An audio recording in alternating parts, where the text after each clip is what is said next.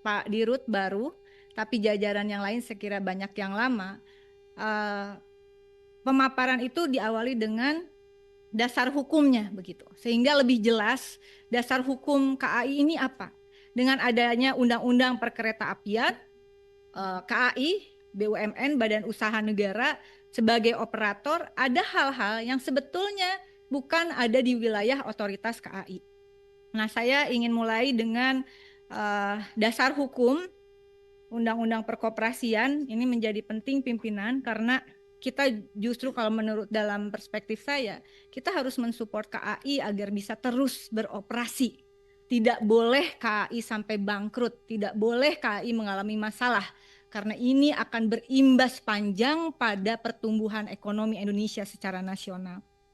Undang-Undang Nomor 23 Tahun 2007 tentang Perkeretaapian, di pasal 23 itu ada kurang lebih ini kaitannya dengan infrastructure maintenance operation atau biaya pemeliharaan begitu, yang disingkat dengan AIMO. Dan ini kemudian banyak hal yang sebetulnya perawatan KAI ini, aset prasarana perkeretaapian, panjang jalurnya 6.602 km, jembatannya ada 22.143 unit, peralatan persinyalan telekomunikasi dan LEE 72.984 unit, bangunan stasiun dan bangunan lainnya 138 unit. Dan itu harus dipelihara oleh KAI. Padahal kalau kita breakdown lagi apa yang diamanatkan oleh undang-undang, ini sebetulnya juga ada tanggung jawab pimpinan di Kementerian Perhubungan, Sekju Dirjen Perkeretaapian, DJKA begitu. Nah, AIMO itu adalah biaya pemeliharaan yang diberikan oleh negara kepada KAI begitu Pak ya.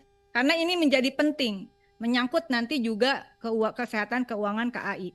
Ada selisih kurang bayar, jadi oke lah yang menyelenggarakan pemerintahan, penyelenggaraan pemeliharaan semua infrastruktur kereta api itu adalah KAI. Tapi yang bayarnya uang negara begitu kan. Nah, selisih kurang bayar AIMO 2022 dari negara ke KAI 11,67 triliun.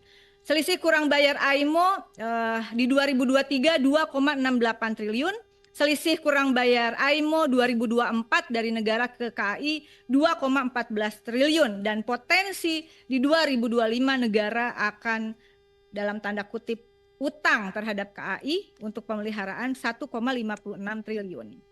Padahal ini kaitannya dengan yang kedua, KAI tadi ada yang mengatakan dividen, tetapi juga ada persoalan bagaimana track access charge, yaitu negara ngecas ke kereta api, ke KAI sebagai pengguna infrastruktur kereta api, betul Pak ya?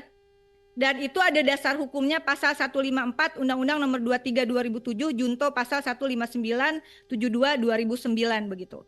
Nah, ini menurut saya perlu dijelaskan nanti Pak kalau ada pertemuan lagi. Ada KAI harus bayar dan permohonan tagihan 2022 2,1 triliun. KAI harus bayar.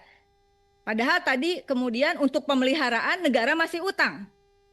Itu utangnya di 2022, sebentar.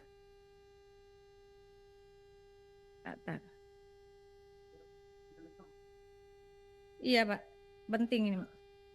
Nah, KAI 2022 sampai 2023, 2022 KAI harus bayar ke negara lewat Kemenhub gitu. Nanti masuk PNBP, Kemenhub 2,1 triliun. Nah, uang AIMO-nya utang negara 11,67 triliun dan 2023 2,68 triliun, sementara tagihannya itu 2,5 triliun. Dan KAI hanya dibayar akhirnya ada keringanan untuk TAC itu 423 miliar di 2022 dan 2023 401 miliar. 2024 minta keringanan ini tagihannya 1,27 triliun Pak Andre, tapi nggak disetujui. Mau bayar pakai apa? gitu. Dan infrastruktur ini sebetulnya makanya saya mengatakan kita perlu memberikan dukungan justru kepada KAI agar hutang negara ini dilunasin atau adalah semacam diskusi yang secara serius. Pertama adalah terkait AIMO dan TAC, mendukung pemerintah untuk percepatan alokasi anggaran untuk penyelesaian selisih kurang bayar AIMO tahun 2023. Kemudian percepatan penerbitan keputusan Dirjen Kereta Api untuk tim verifikasi Kemenhub atas penyelesaian selisih kurang bayar AIMO 2024, percepatan yang ketiga, percepatan penerbitan KM penugasan tahun 2025 untuk melibatkan lembaga kebijakan pengadaan barang dan jasa pemerintah. Kemudian percepatan penerbitan perubahan PM92 tahun 2021 tentang besaran, persyaratan, dan tata cara pengenaan tarif atas jasa penerimaan negara bukan pajak sampai dengan Rp0 atau 0% dengan menambahkan pengaturan tarif PNBP di bidang perkeretaapian bagi wajib bayar yang mendapatkan penugasan dan atau berkewajiban menjalankan kebijakan pemerintah. Bayangkan puluhan ribu kilometer tadi saya sampaikan rel yang menjadi tanggung jawab KAI. 6.602 kilometer, Pak. Bukan puluhan ribu, ya kan? Betul, Pak? Sebesar itu ya, Pak ya. Relnya panjangnya 6.602 kilometer. Betul, Pak? Dan berbagai jembatan dan semuanya. Mari kita bandingkan, Bang Andre, ini dengan adanya satu konsorsium yang namanya Celebes Railway Indonesia, PT CRI. Ini patungan PT PP, BUMN, Bumi Karsa, dan China Railway. Menangani infrastruktur, operasi dan maintenance infrastruktur untuk 84 km di Parepare yang hanya baru mulai start 2023. Per tahun anggarannya Pak Andre untuk pemeliharaan 84 km ini bisa dapat tuh dianggarin 250 miliar.